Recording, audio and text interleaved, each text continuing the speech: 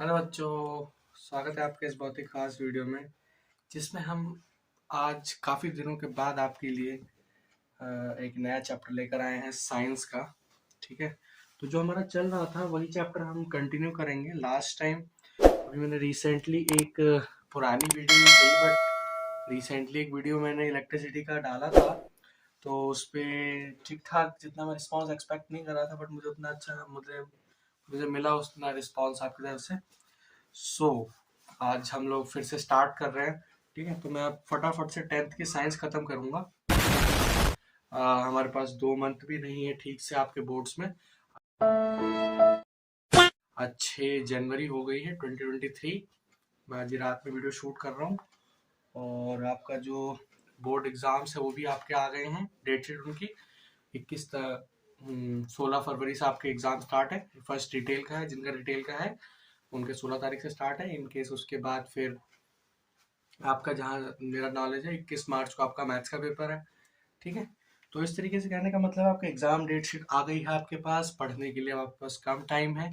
सो हम फटाफट से 10th की मैथ्स खत्म करेंगे। मैथ्स तो हो ही चुकी है, साइंस खत्म करेंगे एंड देन हम 11th क्लास की केमिस्ट्री की तरफ चलेंगे। मैं नहीं मानता। ठीक है, तो हम इस 2 मंथ में आपके लिए रेगुलर वीडियोस आएंगे। आई होप मैं रेगुलर वीडियोस डाल पाऊंगा। ओके, तो चलिए स्टार्ट करते हैं। तो हम लोग को करना है, तो एज पर योर, जैसा कि आप लोग को पता ही है कि हमने लास्ट टाइम क्या क्या कर लिया था। लास्ट टाइम हमने कर लिया था इमेज फॉर्मेशन के जो रूल्स होते हैं। मैंने आपको 4 तरीके के रूल्स बताए थे लास्ट वीडियो में, उसका लिंक मैं आपको डिस्क्रिप्शन बॉक्स में दे दूंगा। आप वहां से चेकआउट करके आप उसको देख सकते हैं। ठीक है, तो लास्ट वीडियो में मैंने आप लोग को इमेज फॉर्मेशन, रिफ्लेक्शन के सारे बेसिक रूल्स बता दिए थे क्या क्या होते हैं। ठीक है, तो आज हमने पढ़ना है इमेज फॉर्मेशन। क्या पढ़ना है हमने आज? हमें पढ़ना है इमेज फॉर्मेशन।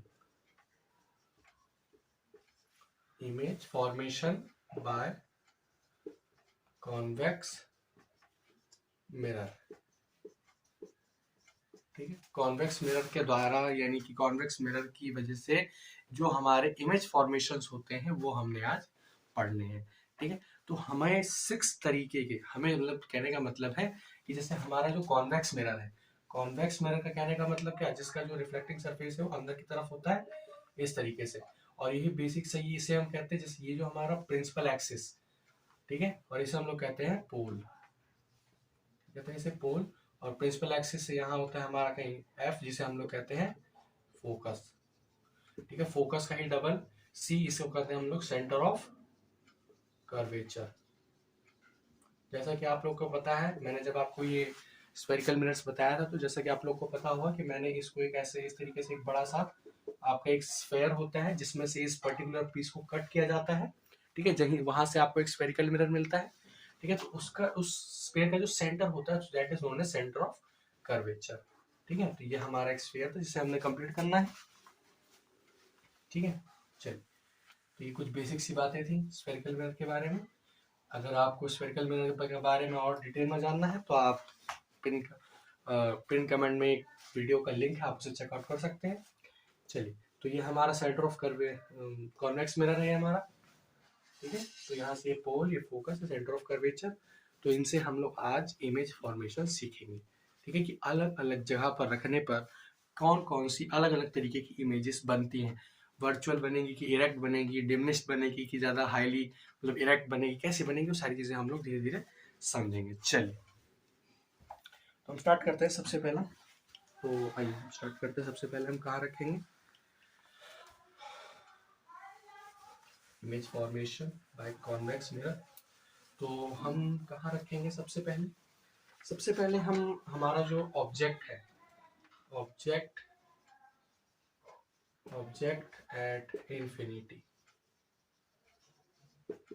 ठीक है, तो चलिए, ऑब्जेक्ट एट इंफिनिटी, तो ये हमारा एक कॉन्वेक्स मिरर। ठीक है भाई, ये हमारा एक कॉन्वेक्स मिरर। वही बेसिक्स, ये प्रिंसिपल एक्सिस, ये हमारा पोल, ये हमारा फोकस, ये हमारा सेंटर ऑफ कर्वेचर। ठीक है, बहुत बढ़िया। अब हमारा जो ऑब्जेक्ट है वो यहाँ कहीं इन्फिनिटी पर है। देखिए, इन्फिनिटी का मतलब हमेशा जैसे कहने का मतलब है इन्फिनिटी, जैसे मैं आपसे कह रहा हूँ, तो इन्फिनिटी का मतलब हमेशा अनंत नहीं होता है, अनंत नहीं होता है इन्फिनिटी का हमेशा मतलब, ये ध्यान रखिए। इन्फिनिटी का मतलब जैसे फॉर एग्जाम्पल ये बोर्ड है, मैं एक छोटा सा डॉट लगाऊं यहाँ पर, एक छोटा सा मैंने डॉट लगा दिया, तो अगर आप इस डॉट के नजरिए से देखोगे तो ये जो व्हाइट बोर्ड है ये इसकी इन्फिनिटी है, ठीक है। जैसे एक छोटी सी चींटी है, उसके लिए मैं 100 मीटर दूर एक पेड़ रखूँ, एक फल रखूँ, तो वो उसके लिए इन्फिनिटी है, ठीक है। इस तरीके से इन्फिनिटी का कहने का मतलब ये नहीं ये जो हमारा स्फेरिकल मिरर है इसका जो फोकल लेंथ है वो 10 सेंटीमीटर 20 सेंटीमीटर के आसपास है अप्रोक्सीमेटली। अगर मैं 100 मीटर दूर कोई चीज रखूंगा तो वो इसके लिए इन्फिनिटी हो जाएगा। जरूरी नहीं है कि जैसे एक कोई मिरर रखा है मैंने, उसके सामने मैं उसको 100-200 किलोमीटर दूर या 250-300 किलोमीटर दूर रखूंगा तो उसके लिए इन्फिनिटी है, नहीं। इन्फिनिटी आपका जो कॉन्सेप्ट उसको क्लियर कीजिए। इन्फिनिटी का मतलब हमेशा चांद नहीं होता है। इन्फिनिटी का जो मेन मकसद है वो ये है कि आपको कहने का मतलब जैसे इस मिरर के लिए 100 मीटर दूर ये इन्फिनिटी हो जाएगा, ठीक है। तो इन्फिनिटी का ये मतलब होता है हमारे पास। चलिए, तो कहने का मतलब है ये हमारा इन्फिनिटी पे रेज है, तो यहां से ये रेज आएंगी कुछ ऐसे, भाई ऑब्वियस सी बात है रेज तो ऐसी आएंगी बिल्कुल। फिर सेम केस यहाँ से भी मान लो ऑब्जेक्ट काफी बड़ा है, ठीक है, तो यहाँ ये रेज आ रही है इसकी, ठीक है। तो अब मैंने आप लोग को ये चीज बताई थी, रूल बताया था कि जब कभी भी कोई ray of light principal axis के पैरेलल आएगी, प्रिंसिपल एक्सिस के पैरेलल, तो आफ्टर स्ट्राइकिंग कहां से पास होगी, फोकस से, फोकस से पास होगी। आप लोगों को बताया था फर्स्ट रूल मैंने आपको बताया था, जब कोई ray of light principal axis से पास पैरेलल आएगी, देखो ये देखो ray of light principal axis के पैरेलल आ रही है, तो जैसे ही पैरेलल आएगी तो ये फोकस के थ्रू पास होगी।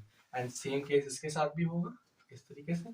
तो ये जो हमारी देखो इमेज जब कभी बनेगी, ध्यान रखना है आपने, इमेज जब कभी भी बनेगी तो दो रेस का आपस में इंटरसेक्शन जरूर होना है। इन केस अगर दो रेस का इंटरसेक्शन नहीं हो रहा है तो वहां इमेज आपकी कभी भी नहीं बन सकती है। इस बात को नोट करना है आपने, अगर आप नोट्स बना रहे हैं तो इस चीज को आपने नोट करके रखना है कि अगर आप दो रेस को आपस में इंटरसेक्ट नहीं करा रही हो तो आपका इमेज कभी नहीं बनेगा। तो आपको ये चीज ध्यान रखना है, ठीक है। चलिए, तो हमने यहाँ दो रेस को इंटरसेक्ट करा दिया, तो यहाँ पर देखिए इन्फिनिटी पे कहने का मतलब बहुत बड़ा ऑब्जेक्ट है, ऑब्जेक्ट क्या है, बहुत बड़ा है, तो इमेज कैसा बनेगा आपका, बहुत छोटा, हाईली डिमिनिश्ड, ठीक है नहीं। तो मैग्निफिकेशन, अब हमने यहाँ सीखना है मैग्निफिकेशन। मैग्निफिकेशन क्या होता है कि ऑब्जेक्ट और कहने का मतलब हमारे पास मैग्निफिकेशन का फॉर्मूला होता है माइनस वी अपॉन यू। अब ये माइनस वी अपॉन यू क्या है, माइनस वी अपॉन यू क्या है, कहने का मतलब height of image upon height of object, so that is known as magnification, height of image upon height of object, so that is known as magnification, ठीक है। तो माइनस वी अपॉन यू के तरीके से हम इसको करते, कहने का मतलब इमेज का रेशियो हाइट के साथ, इमेज का रेशियो हाइट के साथ, ठीक है, इमेज के रेशियो हाइट के साथ। तो अगर हम हाइट ऑफ इमेज ऊपर रखेंगे तो आपको पता है 1 से काफी छोटा है, कहने का मतलब छोटा है, तो मान लो अगर 3 सेंटीमीटर हाइट है तो ऑब्वियस सी बात होगा कहीं ना कहीं 16 या 18 सेंटीमीटर के आसपास हमारा, यहाँ 80 नहीं लेते, 80 सेंटीमीटर के आसपास हमारा ऑब्जेक्ट डिस्टेंस मान लेते for example as a infinity, 3 के मुकाबले 18 एज ए इन्फिनिटी मानकर चले अगर हम, तो 18 हमारा ऑब्जेक्ट साइज हो गया, कहने का मतलब इतना दूर है हमारा फोकस से। तो कहने का मतलब इस तरीके से हम करेंगे इसको, आ जाएगा 1/6 अप्रोक्सीमेटली, तो आप देखोगे तो कितना आ रहा है, 1 से छोटा आ रहा है। तो मैग्निफिकेशन यहाँ पर आपका 1 से क्या आएगा, छोटा आएगा। सो ये पॉइंट आपको नोट करना है। तो दो बातें हैं, हाईली डिमिनिश्ड बनेगी, मैग्निफिकेशन 1 से छोटा आएगा, और रियल एंड इन्वर्टेड, ठीक है भाई, रियल और इन्वर्टेड, रियल इमेज बनेगी और कैसे बनेगी, इन्वर्टेड, उल्टी बनेगी। जैसे ये मेरा एक ऑब्जेक्ट है तो ये मेरी इमेज बनेगी छोटी सी। Point to be noted, first point. चलिए बहुत बढ़िया, नेक्स्ट पॉइंट पर चलते हैं हम लोग। नोट कर लिया होगा हम लोग।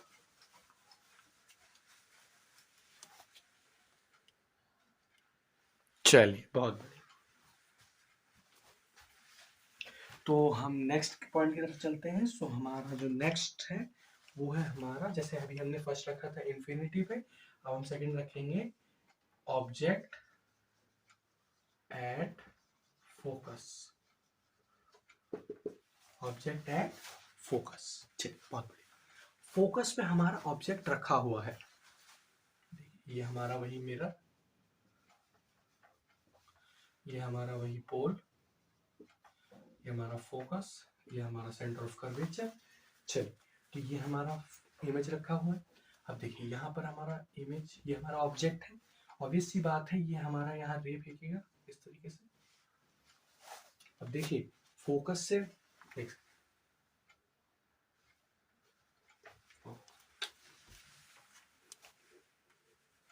वेट वेट, कहने का मतलब है, देखिए ये मेरा ऑब्जेक्ट रखा हुआ है, ठीक है।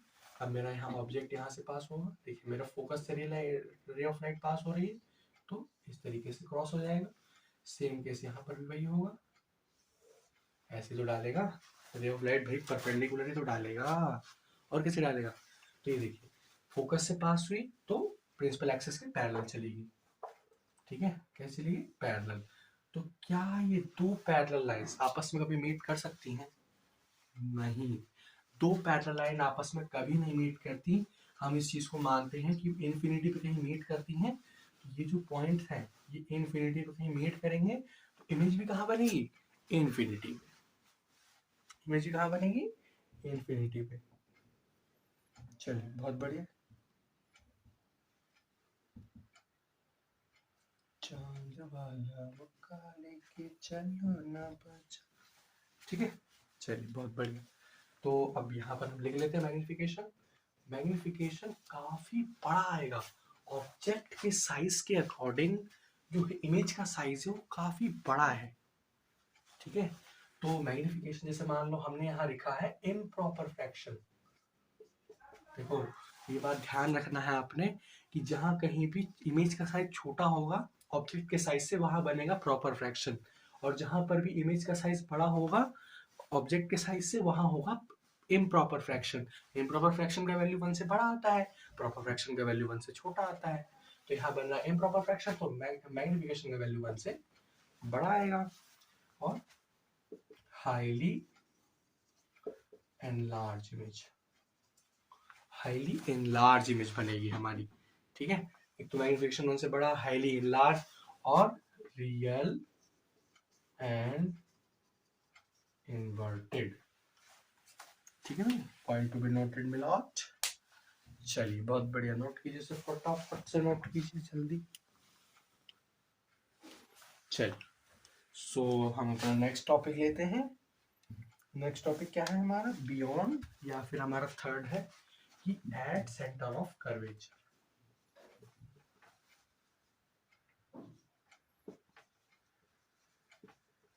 एट सेंटर ऑफ कर्वेचर, ठीक है। सेंटर ऑफ कर्वेचर पे हमारा इमेज रखा हुआ है, ऑब्जेक्ट रखा हुआ, very sorry, centre of curvature यानी कि पोल, फोकस, सेंटर ऑफ कर्वेचर ये रखा है। वही सेम केस, ऐसे गया तो फोकस से पास, सेम ऐसे फोकस से गया तो ऐसे। तो अप्रोक्सीमेटली ये जो इस तरीके से था, ये ऐसे नहीं जाना चाहिए था। एक सेकंड में दूसरा बनाता हूँ आपके लिए। ये हमारा जो इमेज बनना चाहिए था वो बनना चाहिए था डायरेक्ट फोकस पर। देखिए दोबारा से बनाते हैं।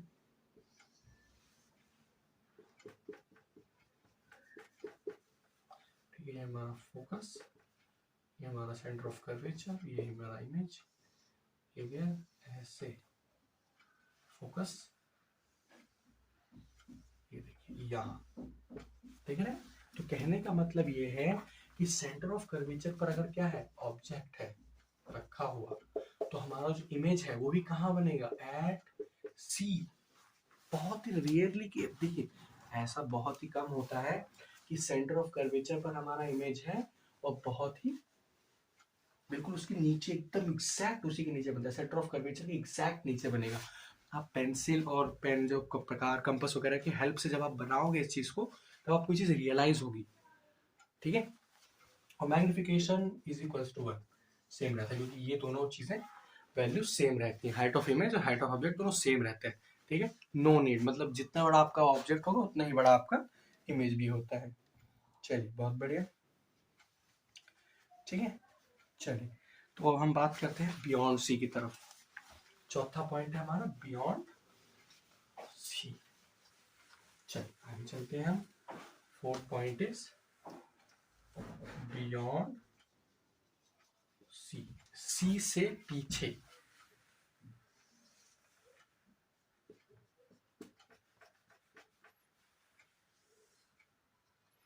ये क्या है हमारा पोल एफ और सी, मान लो यहाँ कहीं रखा है तो वही एक तो ऐसे ही जाएगा और दूसरा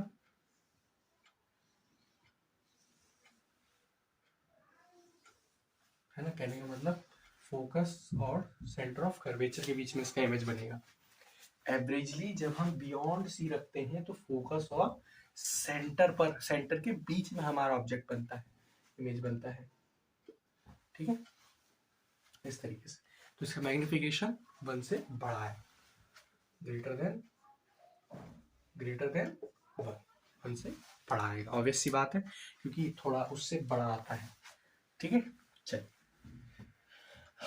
इस तरीके से हमारा एक केस और बनता है, जो हमारा फोकस और पोल के बीच में जब इमेज ऑब्जेक्ट है हमारा, फोकस और पोल के बीच में। चलिए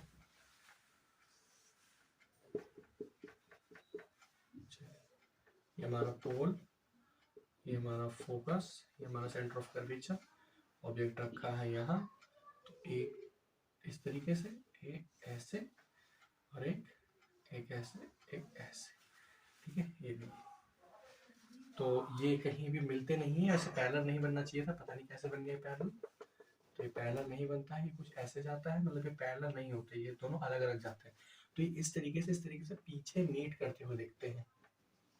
कहने का मतलब कॉन्वेक्स मिरर का ये ही एक ऐसा केस है, ध्यान से सुनना है, कॉन्वेक्स मिरर का केवल यही एक ऐसा केस है जहां पर हमारी इमेज जो बनती है वो होती है वर्चुअल, और हमारी बनती है सीधी image, erect, virtual and erect, ठीक। यही वो एक रेयर केस है कॉन्वेक्स मिरर का, जहां पर जो हमारी इमेज है वो हमारी रियल वर्चुअल एंड इरेक्ट बनती है। इस तरीके से पीछे मीट अप करते हुए दिखते हैं, ये दोनों आपस में पैरेलल नहीं जाती हैं, ठीक है। ये दोनों क्या होती है, इस तरीके से नॉन पैरेलल लाइंस हैं दोनों, ठीक है भाई। चल तो इस तरीके से आपका इमेज फॉर्मेशन होता है कॉन्वेक्स मिरर का, खत्म।